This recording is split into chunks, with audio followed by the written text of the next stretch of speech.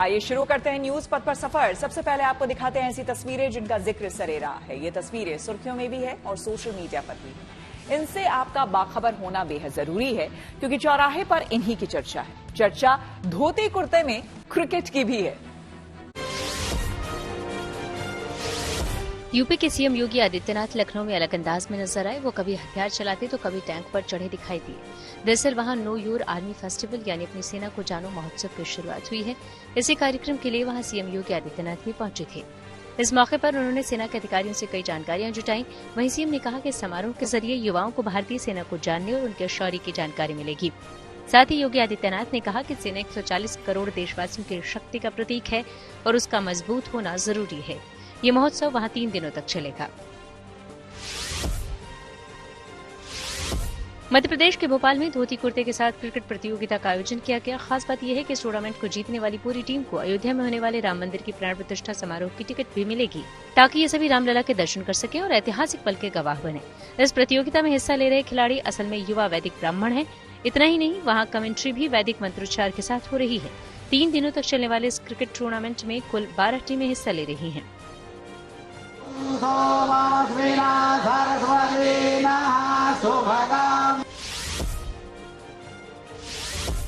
झारखंड के जमशेदपुर में सिक्कों की एक प्रदर्शनी लगाई गई। इसमें प्राचीन काल के समय से लेकर अब तक के सैकड़ों सिक्कों को रखा गया है। इस प्रदर्शनी के लिए खास तौर से राज्य के अलावा बंगाल, मुंबई, बिहार और बेंगलुरु से करीब 40 प्रतिभागी आए हुए हैं।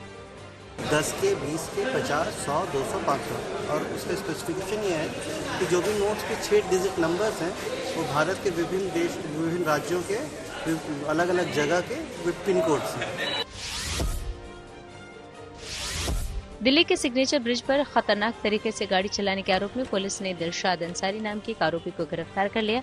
इस घटना से जुड़ा एक वीडियो भी वायरल हुआ था। इसमें दिख रहा है कि एक शख्स बेहद खतरनाक तरीके से गाड़ी को चलाकर सड़क के किनारे खड़े लोगों की तरफ जानबूझकर ले आए। इसके बाद वहां खड़े सभी लोग तुरंत प्लेटफॉर्म के ऊपर चढ़ गए ताकि वो गाड़ी के नीचे न आ जाएं। कहा जा रहा है कि ये पूरा झगड़ा पानी के गिलास के 5 रुपए के भुगतान को लेकर शुरू हुआ था।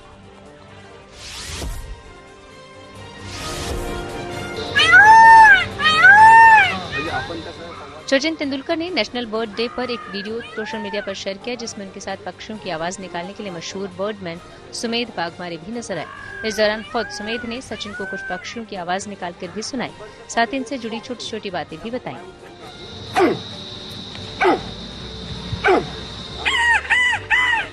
आपला जो आहे तो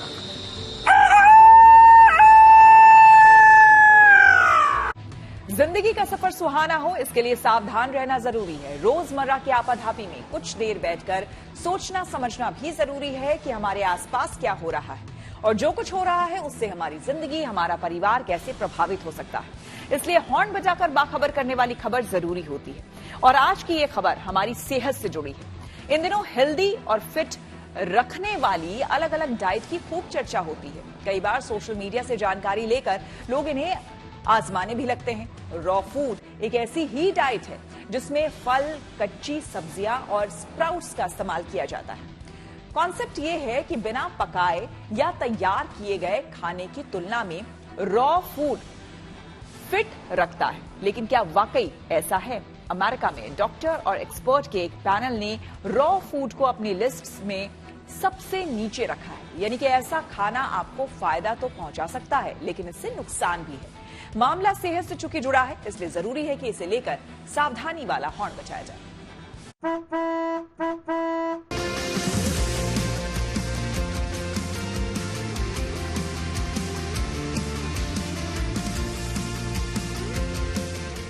फिट रहने के लिए लोग क्या क्या नहीं करते। एक्सरसाइज के अलावा भोजन के मामले में भी कई प्रयोग किए जाते हैं।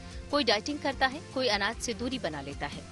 आमतौर पर लोग रॉ फूड जैसे अंकुरित अनाज, फल या कच्ची सब्जियों को सेहत के लिए मुफीद मानते हैं, यानी ऐसा भोजन जिसे पकाया नहीं जाता, तैयार नहीं किया जाता।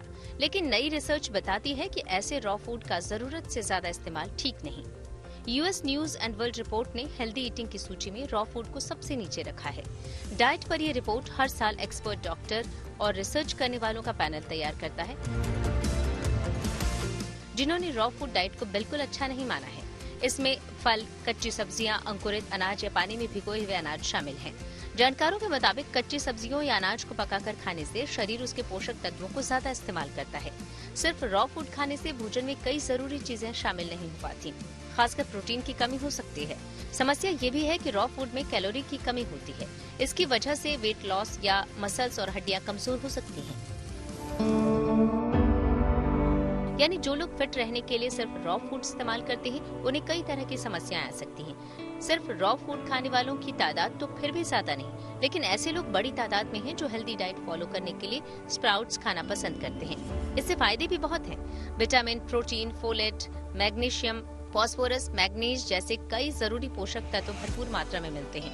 फाइबर होने से स्प्राउट्स पाचन के लिए भी ठीक है, लेकिन अमेरिकी health agency centre for disease control and prevention यानी CDC के मुताबिक स्प्राउट्स को कच्चा खाने से जाने अनजाने कई तरह की बीमारियां हो सकती हैं।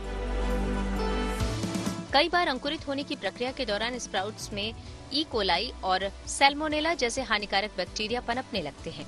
ये बैक्टीरिया सेहत को कई तरह से नुकसान पहुंचा सकते हैं। अगर बीज के अंदर या बाहर कोई हानिकारक बैक्टीरिया मौजूद है तो अंकुरित होने के दौरान उसकी संख्या में जबरदस्त इजाफा हो सकता है। इसकी वजह से स्प्राउट्स खाने के 12 से 72 घंटे के बाद फूड पॉइजनिंग जैसे लक्षण दिखाई देने लगते हैं। डायरिया, पेट में तेज दर्द, उल्टी जैसी परेशानियों का सामना करना पड़ सकता है। खासकर बच्चों, बूढ़ों और गर्भवती महिलाओं के मामले में इससे गंभीर स्वास्थ्य समस्या हो सकती है। इसलिए अच्छा है कि स्प्राउट्स को कच्चा खाने की बजाय भूनकर खाया जाए। थोड़े तेल में स्प्राउट्स को धीमी आंच पर भूनने से बैक्टीरिया को काफी हद तक कम किया जा सकता है। इसके अलावा आप इसे नमक के पानी में 10 मिनट तक उबाल सकते हैं। इस तरह पोषक तत्व भी मिल जाएंगे और बैक्टीरिया का भी खतरा नहीं होगा।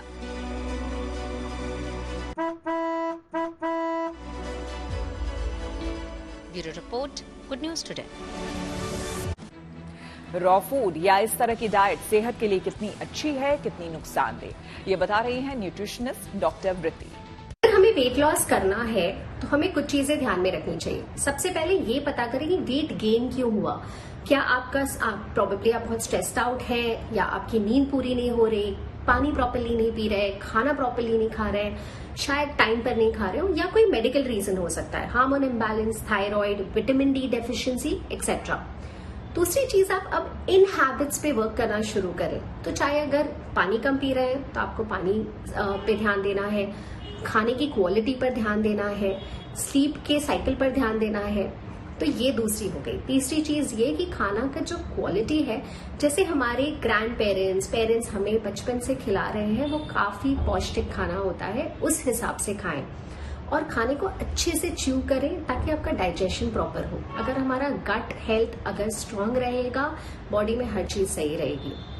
नाउ फोर्थली, ऑब्वियसली आप एक्सरसाइज इंक्लूड करें, बट जो डाइट है उसे अपनी बॉडी के हिसाब से बनाएं। खुद से ब्लाइंडली कोई भी ट्रेंडिंग डाइट, शॉर्टकट डाइट्स ना फॉलो करें, क्योंकि इससे हैबिट्स नहीं बिल्ड होंगे। आपका वेट लॉस तो हो जाएगा शायद 3 महीने में, 6 महीने में, बट वो शायद मसल से जा सकता है, वो पानी से जा सकता है, और आपको विटामिन मिनरल की डेफिशिएंसी हो सकती है, प्रोटीन की डेफिशिएंसी हो सकती है, और इससे सिर्फ एडिशनल प्रॉब्लम्स होंगे। एक और जरूरी खबर जो कि ऊनी कपड़ों के इस्तेमाल से जुड़ी हुई है। आजकल ठंड ऐसी है कि लोग सिर से लेकर पैर तक, यानी कि टोपी से लेकर मोजे तक ऊनी कपड़ों से लैस होते हैं। ठंड से बचने के लिए ये जरूरी भी है, लेकिन बहुत लोग हैं जो रात में सोते वक्त भी ऊनी कपड़े या फिर स्वेटर पहनकर सोते हैं। पैरों में ठंड लगती है, इसलिए ऊनी मोजे भी पहन लेते हैं।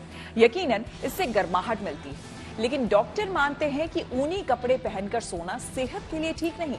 आप सावधान रहें, अपने करीबियों को भी सावधान करें, इसलिए हॉर्न बजाना जरूरी है।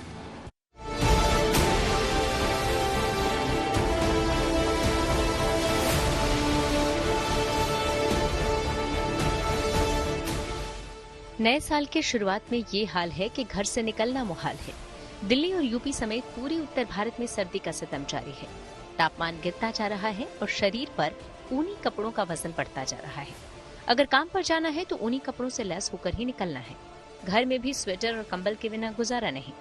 दिन तो ऊनी कपड़ों के साथ गुजरता ही है, रात में भी ठंड से बचने के लिए लोग ऊनी कपड़े पहनकर सोना पसंद करते हैं। इससे गर्माहट तो मिलती है, ठंड से राहत भी मिलती है, लेकिन सेहत के हिसाब से ये तरीका ठीक नहीं। जानकार मानते हैं कि स्वेटर, ऊनी कपड़े या मोजे पहनकर सोने से शरीर पर कई तरह के साइड इफेक्ट्स हो सकते हैं। ठंड से बचना जरूरी है, लेकिन ऊनी कपड़ों के मामले में सावधानी वाला हॉर्न बजाना भी जरूरी है। सबसे पहले आपको बताते हैं कि ऊनी कपड़ों के इस्तेमाल में सावधानी क्यों जरूरी है। असल में ऊन ऊष्मा का कुचालक होता है, इसलिए रेशों के बीच बड़ी मात्रा में एयर ट्रैप कर लेता है। इसी वजह से शरीर में पैदा होने वाली गर्माहट बनी रहती है, बाहर नहीं निकलती, जिससे अंदरूनी तापमान रेगुलेट नहीं हो पाता। साथ ही ब्लड सर्कुलेशन भी सही तरीके से नहीं हो पाता। ऊनी कपड़े पहनकर रात में सोने से 7 से 8 घंटों तक शरीर का टेम्परेचर ज्यादा रहता है। इसकी वजह से बीपी लो होने और सांस लेने में परेशानी जैसी समस्याएं हो सकती हैं। हार्ट के मरीजों के लिए समस्या बढ़ सकती है। डॉक्टर मानते हैं कि सोते समय शरीर का तापमान नॉर्मल होना चाहिए, इससे शरीर का हीलिंग प्रोसेस ठीक रहता है। ऊनी कपड़े पहनकर सोने से ये प्रक्रिया धीमी हो जाती है। ऊनी कपड़ों का अगर सावधानी से इस्तेमाल नहीं किया जाए तो त्वचा की बीमारियां भी हो सकती हैं। असल में रात में गर्म कपड़ा पहनकर सोने से शरीर की नमी में कमी आती है, जिसकी वजह से एक्जिमा या ईचिंग की समस्या हो सकती है। इस तरह ऊनी कपड़े पहनकर सोने से स्किन रोग, पैरों में छाले, एलर्जी और खुजली, बेचैनी और घबराहट, नींद नहीं आने की परेशानी, सांस लेने में परेशानी। समझने वाली बात यह है कि सर्दी के मौसम में त्वचा पहले से ज्यादा सेंसिटिव हो जाती है। ऊनी कपड़ों से शरीर की नमी चली जाती है, जिससे एक्जिमा की मुश्किल आती है। स्किन में रैशेज या दाने हो जाते हैं। कुछ लोग पैरों को गर्म करने के लिए रात में मोजे पहनकर सो जाते हैं, लेकिन इसकी वजह से बैक्टीरिया पैदा हो सकते हैं। पैरों में छाले होने की भी संभावना रहती है, इसलिए डॉक्टर्स ऊन की बजाय कॉटन के मोजे पहनने की सलाह देते हैं। इसी तरह ऊनी कपड़े ऑक्सीजन को ब्लॉक कर देते हैं, जिससे घबराहट हो सकती है। अगर सांस की बीमारी है तो इसका ध्यान रखना जरूरी है। अहम बात यह है कि ज्यादा मोटे ऊनी कपड़े पहनकर सोने से रात में नींद अच्छी तरह नहीं आती।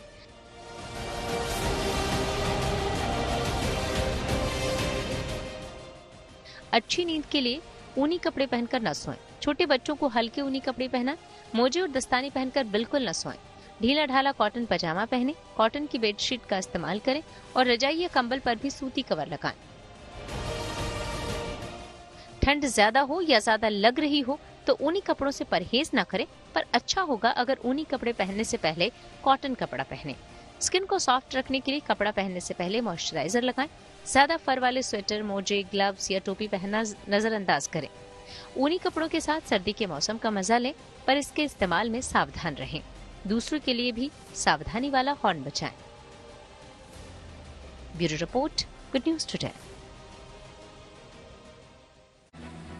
ऊनी कपड़े पहनकर सोने और रात में सोते वक्त ऊनी मोजे पहनने से क्या नुकसान हो सकता है, बता रही हैं डॉक्टर परिणीता कौर। सर्दी में अक्सर लोग गर्म या ऊनी कपड़े पहनकर सो जाते हैं, मोजे पहनकर सोते हैं, लेकिन हमें खास तौर से ध्यान रखना चाहिए कि हमें सोते वक्त खुले कपड़े पहन के सोना चाहिए।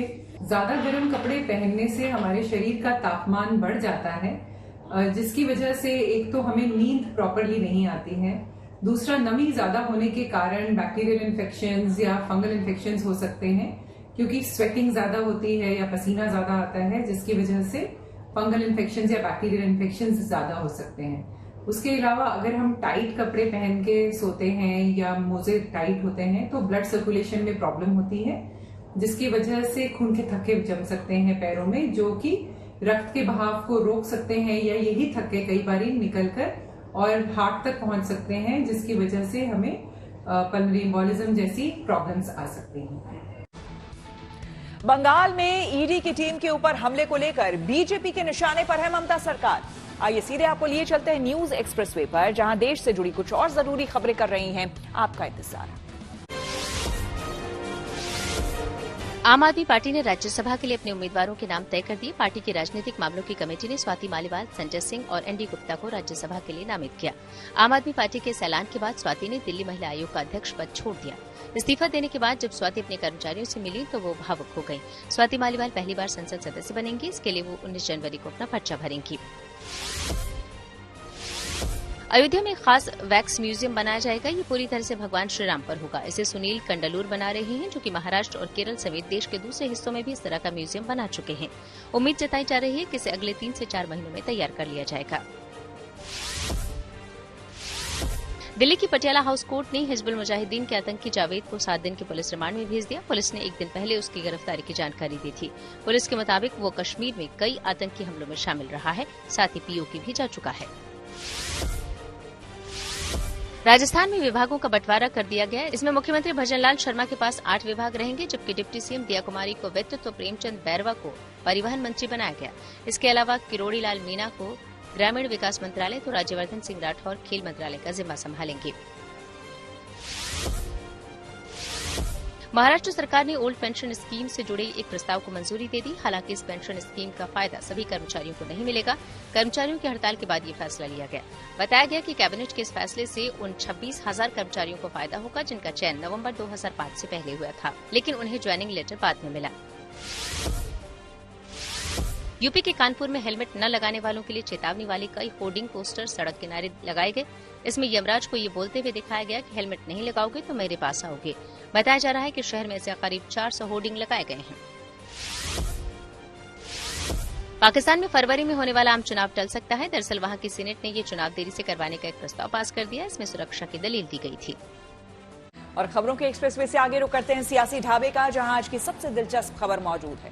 राम मंदिर को लेकर तैयारी अपनी जगह है और सियासी घमासान अपनी जगह। अयोध्या में प्राण प्रतिष्ठा समारोह की घड़ी जितनी नजदीक आ रही है, उतनी ही बयानबाजी तेज हो रही है। न्योता किसे है किसे नहीं, न्योता मिलने के बाद कौन जाएगा कौन नहीं, इस पर अलग बवाल है। लेकिन अब भगवान राम पर भी टिप्पणी होने लगी है और आस्था पर भी सवाल है।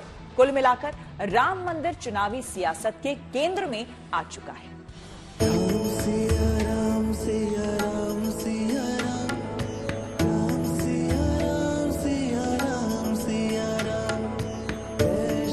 राम धुन में देश मगन है और राम के नाम पर सियासत। उधर 22 जनवरी के लिए अयोध्या तैयार है, इधर तल्ख बयानों की भरमार है। कौन जाएगा कौन नहीं जाएगा, इसे लेकर तो घमासान पहले से। अब तो धर्म और आस्था पर भी सवाल हो रहा है। कहने की जरूरत नहीं कि चुनाव को देखते हुए ही ये बवाल हो रहा है। का चर्चा होना दिक्कत नहीं, जिससे का गाय गौमूत्र शरद पवार को प्राण प्रतिष्ठा का न्योता नहीं मिला, ना सही। ये क्या बात हुई कि गौ माता के प्रति श्रद्धा रखने वालों पर निशाना साध बैठे।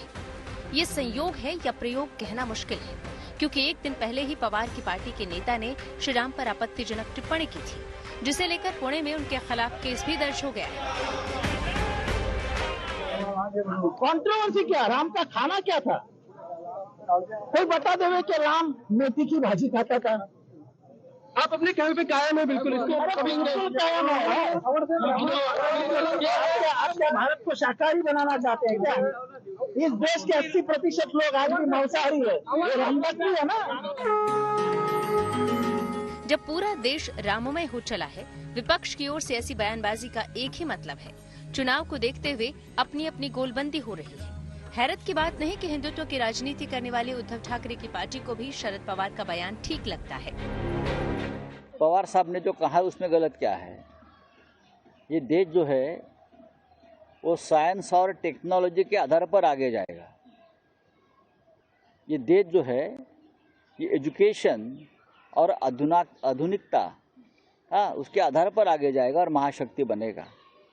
ये देश अगर कोई 5,000 साल पीछे लेके जा रहा है तो ये देश नहीं रहेगा, यहाँ जंगल रहेगा और जंगल का कानून चलेगा। श्रीमान शरद पवार जी ने यह देश गाय और गोमूत्र की ओर जा रहा है इस प्रकार का बयान दिया। क्या इस बयान का मतलब है?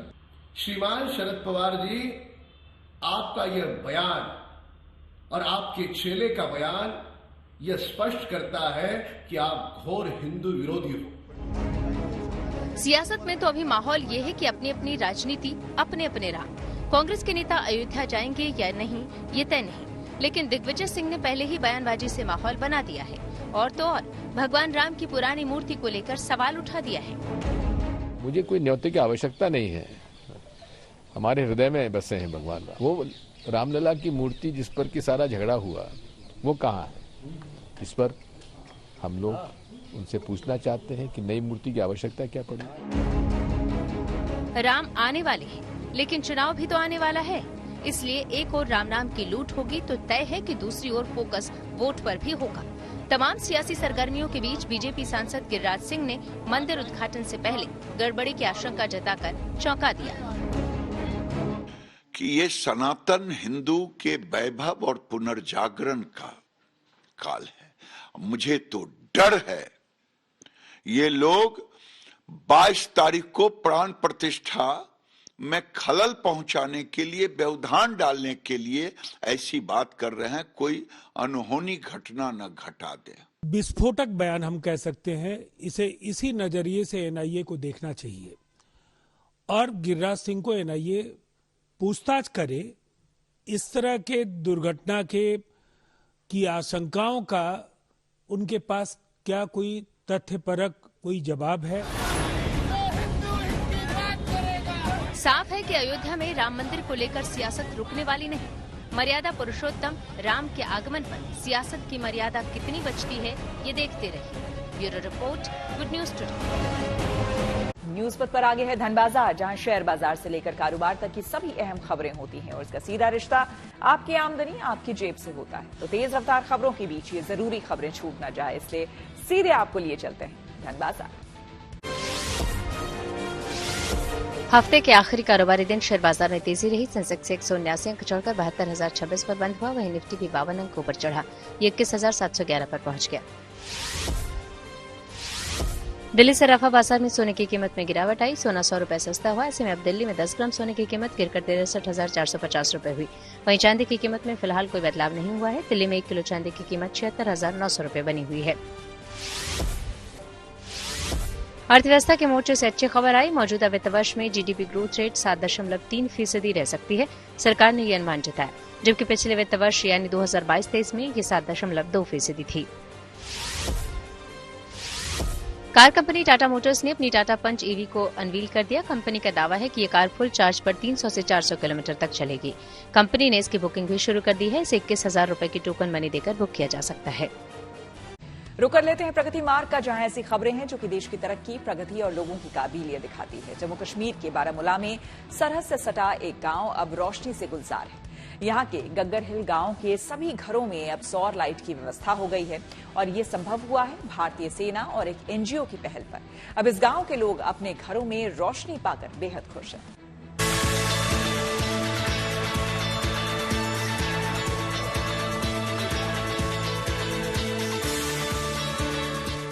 जम्मू कश्मीर में एलओसी के करीब ये है गग्गर हिल गांव।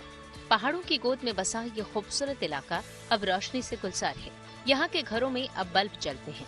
बच्चे बल्ब की रोशनी में पढ़ाई करते हैं। महिलाओं को अब रात में लालटेन या दिए की रोशनी में खाना नहीं बनाना पड़ता। अब घर के काम रात में भी सुकून से होते हैं, क्योंकि अब यहाँ तक विकास की रोशनी पहुँच रही है। सेना ने एक एनजीओ के साथ मिलकर यहाँ के घरों में सौर ऊर्जा वाली लाइटें लगा दी हैं।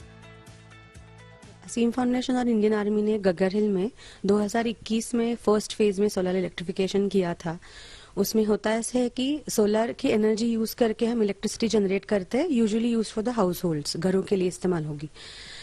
उसमें एक अलग बात यह है कि हर घर में जो कनेक्शन जा रहा है उसका यूटिलाइजेशन कंट्रोल करने के लिए पावर लिमिटर नाम की एक चीज वहां पे बिठाई है।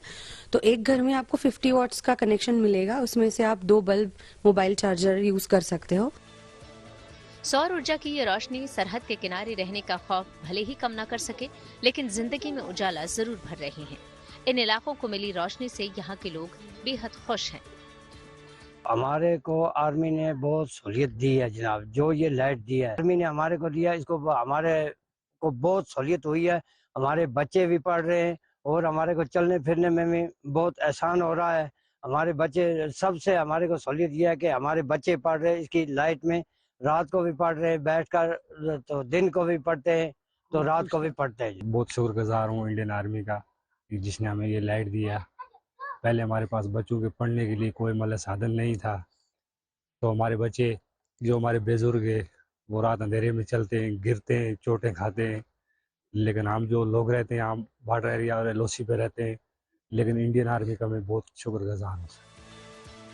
गांव के 30 घरों को रोशन करने के लिए सेना और एनजीओ असीम फाउंडेशन के साथ साथ आईआईटी मुंबई ने भी अपना योगदान दिया है। इस इलाके को उजाला देने में अगर असीम फाउंडेशन ने चाह दिखाई तो सेना के जवानों ने राह बनाई और आईआईटी मुंबई ने तकनीकी समस्याओं को सुलझाने में मदद की। इंडियन आर्मी और असीम फाउंडेशन ने मिलकर ये प्रोजेक्ट किया है और इसमें टेक्निकल जो सपोर्ट लगने वाला था उसके लिए IIT मुंबई से भी सपोर्ट मिला और सबने मिलकर फिर ये काम कंप्लीट किया। जैसे कि यहाँ पे वो सब चीजें लानी है, घरों में जाना है, वायरिंग का काम करना है, लोगों से बात करनी है, उनको अवेयर करना है, तो इन सारी चीजों में इंडियन आर्मी से बहुत सारा सपोर्ट मिला। बहुत थोड़े समय में हमने ये सारा काम कंप्लीट किया अभी सेकेंड फेज के लिए, तो उसके लिए ऑन ग्राउंड सारा सपोर्ट जो चाहिए था वो इंडियन आर्मी से हमेशा मिलता रहा है। घंटे भर बिजली न आए तो महानगरों में मानो जिंदगी थम सी जाती है। सोचिए ऐसे में सरहद किनारे बसे इन लोगों की जिंदगी बिना बल्ब के कैसी रही होगी। लेकिन अब ये इलाका भी प्रगति मार्ग पर बढ़ चला है। यहाँ के घर भी अब उजालों से भर रहे हैं। सेना इनकी हर समस्याओं को सुलझाने में तत्पर है और सामाजिक संस्थाएं भी ऐसी पहल लेकर आगे बढ़ रही हैं ताकि इन इलाकों की तस्वीर बदल सके। Bureau report, good news today. ISRO शनिवार को रचेगा एक और इतिहास। टेक्नोलॉजी से जुड़ी ऐसी ही हर एक जरूरी खबर को जानने समझने के लिए आइए आपको लिए चले डिजिटल का लिए। भारत के मिशन सूर्ययान पर अब एक और कामयाबी मिलने के करीब है। दरअसल लॉन्च किया गया आदित्य L1 शनिवार को शाम 4 बजे L1 पॉइंट पर हेलो ऑर्बिट कक्षा में पहुंच जाएगा। ये जानकारी खुद इसरो चीफ एस सोमनाथ ने दी। L1 पॉइंट वही जगह है जहां पृथ्वी और सूर्य दोनों ग्रहों के गुरुत्वाकर्षण के बीच संतुलन रहता है। खबर है कि व्हाट्सएप यूजर्स को इसके बैकअप के लिए पैसे देने पड़ सकते हैं। चर्चा है कि इसी तिमाही में कंपनी इसका ऐलान कर सकते हैं। हालांकि व्हाट्सएप के इस्तेमाल पर कोई चार्ज नहीं लगेगा, यानी पहले की तरह ये फ्री रहेगा। माइक्रोसॉफ्ट ने आर्टिफिशियल इंटेलिजेंस को लेकर एक और बड़ा फैसला लिया। दरअसल अब लैपटॉप और पीसी के कीबोर्ड में अहम बदलाव किया गया है। उसने अपने AI चैटबॉट को पायलट को सीधे कीबोर्ड बटन से लॉन्च करने के लिए नया बटन जोड़ दिया। सोमालिया तट के पास अगवा कार्गो शिप से भारतीयों को बचाने के लिए मार्कोस कमांडो ने संभाला मोर्चा। आइए सीधे आपको लिए चलते हैं न्यूज एक्सप्रेसवे पर, जहां देश और दुनिया से जुड़ी कुछ और जरूरी खबरें कर रही हैं आपका इंतजार। विदेश मंत्री एस जयशंकर ने अपने नेपाल दौरे में पशुपतिनाथ मंदिर में दर्शन किए। इस दौरान उन्होंने भगवान शिव की पूजा अर्चना की। ये मंदिर बागमती नदी के किनारे है। मान्यता है कि इस मंदिर में भगवान शिव पशुओं के संरक्षक पशुपति के अपने अवतार में विराजमान हैं। 2 दिनों के अपने दौरे में जयशंकर कुछ और कार्यक्रमों में भी शामिल हुए। एलन मस्क, बिल गेट्स और सत्या नडेला समेत कई हस्तियां अलकायदा के निशाने पर हैं। इंडिया टुडे की ओपन सोर्स इंटेलिजेंस टीम ने अलकायदा से जुड़े चैटरूम के मैसेज को रिव्यू किया है, जिसमें ये बात सामने आई कि अलकायदा ने अपने समर्थकों को अमेरिका, ब्रिटेन और कुछ दूसरे देशों की कंपनियों की ओर से चलाई जा रही उड़ानों पर हमला करने को कहा जा रहा है कि इस साजिश की असल वजह इजरायल और हमास की जंग है, जिसमें कई अमेरिकी कंपनियां इजरायल के समर्थन में हैं। सोमालिया के पास एक और जहाज का अपहरण कर लिया गया। बताया जा रहा है कि इसमें 15 भारतीय क्रू मेंबर भी सवार हैं। इस जहाज का नाम MV लीला नॉरफॉक है और अफ्रीकी देश लाइबेरिया के झंडे के साथ चल रहा था। ये जानकारी मिलने के बाद भारतीय नौसेना सक्रिय हो गई। उसने अपना एक युद्धपोत INS चेन्नई उस जगह के लिए रवाना कर दिया। कहा जा रहा है कि नौसेना ने क्रू मेंबर के साथ संपर्क साधा है और वे सभी जहाज के अंदर सुरक्षित हैं। उत्तर कोरिया और दक्षिण कोरिया के बीच तनाव बढ़ गया। दरअसल दक्षिण कोरिया ने उत्तर कोरिया पर गोली दागने का आरोप लगाया, जो कि दोनों देशों की समुद्री सीमा में गिरे। इस बीच उत्तर कोरिया के सर्वोच्च नेता किम जोंग उन की कुछ तस्वीरें सामने आई। इसमें वो अपनी बेटी के साथ नजर आए। बताया गया कि वो मिसाइल लॉन्चर फैक्ट्री पहुंचे थे। हालांकि इस जगह के नाम की जानकारी नहीं दी गई। चीन के हार्बिन में आइस फेस्टिवल की शुरुआत हो गई। इसमें बर्फ के नीचे शानदार लाइटिंग ने महोत्सव की रौनक और बढ़ा दी है। इस आइस फेस्टिवल में बड़ी संख्या में लोग पहुंच रहे हैं। खासकर बच्चों को ये काफी लुभा रहा है। न्यूज पथ के सफर में अब सोशल अड्डा का रुख करते हैं, जहां आज बात होगी यूपी रोडवेज बसों को लेकर सरकार के एक महत्वपूर्ण निर्देश की। अयोध्या में बन रहे भव्य राम मंदिर में 22 जनवरी को होने वाले प्राण प्रतिष्ठा समारोह का इंतजार पूरा देश कर रहा है। इस बीच उत्तर प्रदेश की योगी सरकार ने 22 जनवरी तक रोडवेज बसों में राम भजन बजाने के निर्देश जारी किए। कहा जा रहा है कि योगी सरकार श्रद्धालुओं में राम मंदिर उद्घाटन के लिए उत्साह पैदा करना चाहती है। इससे पहले एक समीक्षा बैठक में योगी सरकार ने राज्य के सभी मंदिरों में राम भजन, रामायण और रामचरितमानस का पाठ आयोजित करने का निर्देश भी दिया था। हमारे सहयोगी मनीष चौरसिया ने सरकार के नए निर्देश को लेकर नोएडा बस डिपो पर कुछ लोगों से बात की और उनकी राय जानी। बहुत अच्छा लगेगा, क्यों नहीं अच्छा लगेगा। राम धुन बजेगा और राम राज चलेगा। कर लिया आप लोगों ने? हाँ जी, क्या तैयारी कर ली? बैग लगवाएंगे गाड़ी में और गाना झंडा लगवाएंगे। जिमनास्ट दीपा कर्माकर ने ओडिशा में आयोजित नेशनल चैंपियनशिप में शानदार प्रदर्शन किया। उन्होंने 1 गोल्ड समेत 3 पदक जीते। दीपा ने इस प्रतियोगिता में त्रिपुरा की ओर से हिस्सा लिया। ऑस्ट्रेलियाई क्रिकेटर डेविड वार्नर को अपना खोया बैग मिल गया। इसकी जानकारी उन्होंने खुद सोशल मीडिया पर वीडियो के जरिए दी। वार्नर के मुताबिक उनकी खोई हुई बैग, ग्रीन कैप और दूसरी चीजें सिडनी में टीम होटल से मिली। उन्होंने इसे ढूंढने में मदद करने वाले सभी लोगों का शुक्रिया भी अदा किया। आईसीसी ने उन खिलाड़ियों की सूची जारी कर दी जो क्रिकेटर ऑफ द ईयर की रेस में शामिल हैं। इनमें 3 भारतीय हैं जिन नॉमिनी को जगह दी गई है। इनमें शुभमन गिल, मोहम्मद शमी, विराट कोहली और डेरिल मिचेल शामिल हैं। महेंद्र सिंह धोनी ने 2 लोगों के खिलाफ रांची कोर्ट में आपराधिक मामला दर्ज करवाया। इनमें अर्का स्पोर्ट्स एंड मैनेजमेंट लिमिटेड के मिहिर दिवाकर और सौम्या विश्वास पर गंभीर आरोप लगाए गए हैं। मिहिर पूर्व क्रिकेटर रहे हैं और धोनी के साथ भी खेल चुके हैं। आरोपों के मुताबिक उन्होंने धोनी के नाम का इस्तेमाल करते हुए दुनिया भर में एकेडमी खोलने के नाम पर करार किया, लेकिन समझौते में बताई शर्तों का पालन नहीं किया, जिससे उन्हें यानी धोनी को 15 करोड़ रुपए का नुकसान हुआ। रणजी ट्रॉफी में बिहार टीम के क्रिकेटर ने इतिहास रच दिया और सचिन तेंदुलकर से कम उम्र में रणजी में डेब्यू कर लिया। दरअसल वैभव सूर्यवंशी को महज 13 साल की उम्र में खेलने का मौका मिला। उन्हें पटना में मुंबई के खिलाफ मैच के लिए टीम में शामिल किया गया। बीसीसीआई के मुताबिक वैभव ने 12 साल 9 महीने और 10 दिन की उम्र में डेब्यू किया। वहीं सचिन ने अपना पहला मैच साल 1988 में 15 साल और 232वें दिन में खेला था। वैभव एक किसान के बेटे हैं। तो न्यूज पथ के सफर में मेरे यानी श्वेता झा के साथ फिलहाल इतना ही, लेकिन हम आपको छोड़े जाते हैं रामधुन के साथ।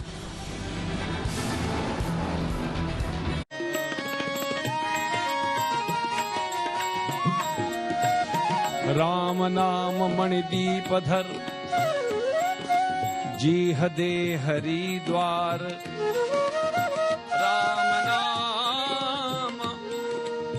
राम नाम मणिदीप धर, जीह दे हरिद्वार। तुलसी भीतर बाहिरऊ, जो चाहसी उजियार। राम जी रो राख भरोसो, राम जी रो राख भरोसो रे भाई मेरे। राम जी रो राख भरोसो रे भाई मेरे। राम जी रो राख भरोसो, राम जी रो राम जी रो राख भरोसो रे भाई मेरे। राम जी रो राख भरोसो रे भाई मेरे। राम जी रो राख राम जी रो राख भरोसो भरोसो भरोसो।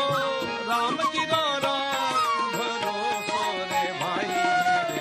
राम जी रो राख भरोसो रे भाई मेरे। राम जी रो राख भरोसो। जे तू राखे राम भरोसो,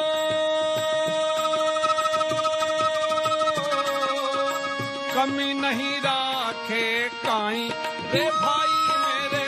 कमी नहीं राखे काई रे भाई मेरे। राम जी रो राख भरोसो रे भाई मेरे। राम जी रो राख भरोसो रे भाई मेरे। राम जी रो राख भरोसो रे भाई मेरे। राम जी रो राख भरोसो।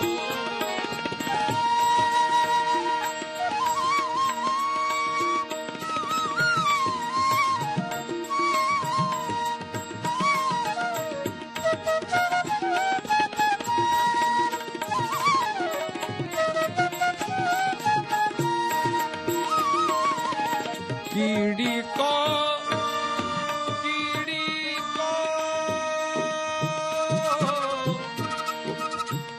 कीड़ी को कण देत रमैया। कीड़ी को कण देत रमैया। हाथी मन भर खाई, हाथी मन भर खाई। अनड़ पंख आकाश उड़त है। अनड़ पंख आकाश उड़त है।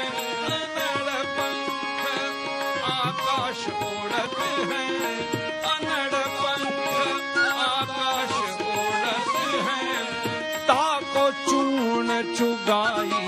भाई मेरे राम जी रो राख